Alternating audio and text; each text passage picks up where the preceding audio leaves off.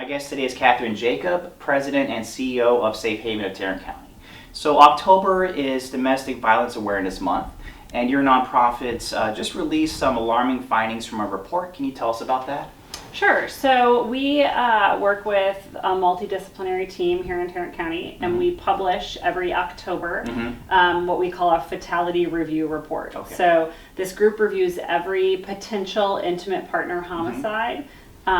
Just because someone dies in an intimate partner relationship does not necessarily meet our definition. So it is truly a situation where we're looking at homicides as the result of a pattern of domestic violence. And so this year we released the 2020 numbers, and that total is 17. So we reviewed, I think, 28 cases and determined that 17 of them met our definition of an intimate partner homicide.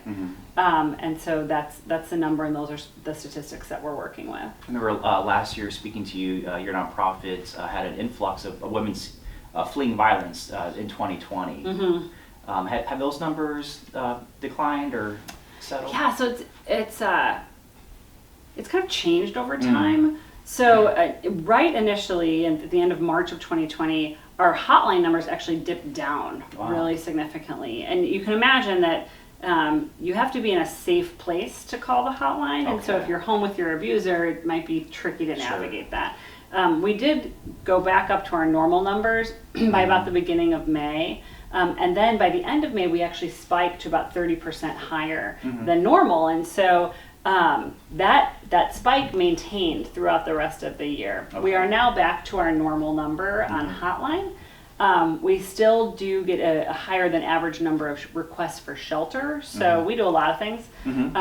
But shelter is a specific life-saving intervention for people who need a safe and anonymous place to hide. Let's talk about what's going on right now. Your nonprofit is continuing to provide services for women, but there's still concerns about COVID. So how are you guys interacting with people who need help? Yeah, so I think that's so important because at the beginning of all of this, we just kept putting ourselves in the shoes of a survivor. Like, you're so fearful and scared of your abuser.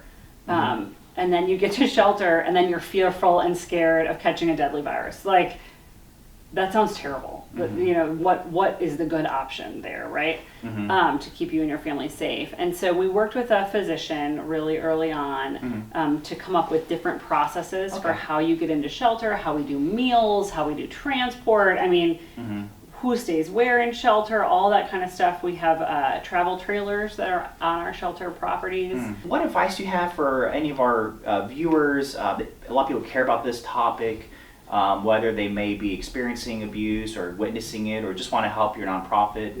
How can folks help make the situation better?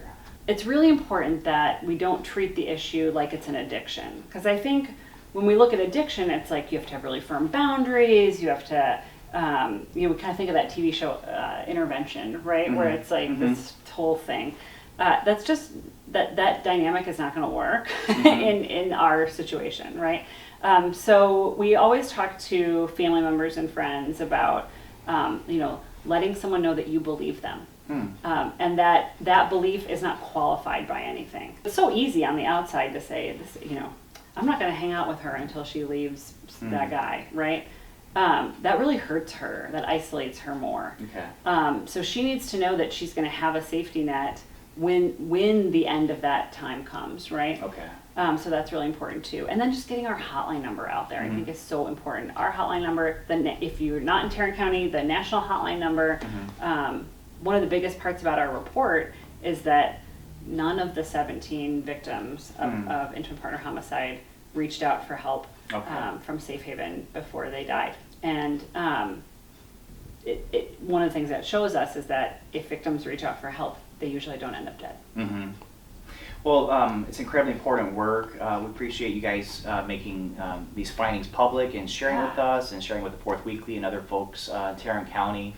I hope people follow the advice you gave, and we'll definitely provide a link to your website and provide this phone number again to just keep the conversations going. Well, and I just want to thank you so much for covering this because it's not easy to talk about, and it's something that a lot of people just want to keep. Heavy stuff. But if we don't talk about it, then things happen in secret that shouldn't happen in secret.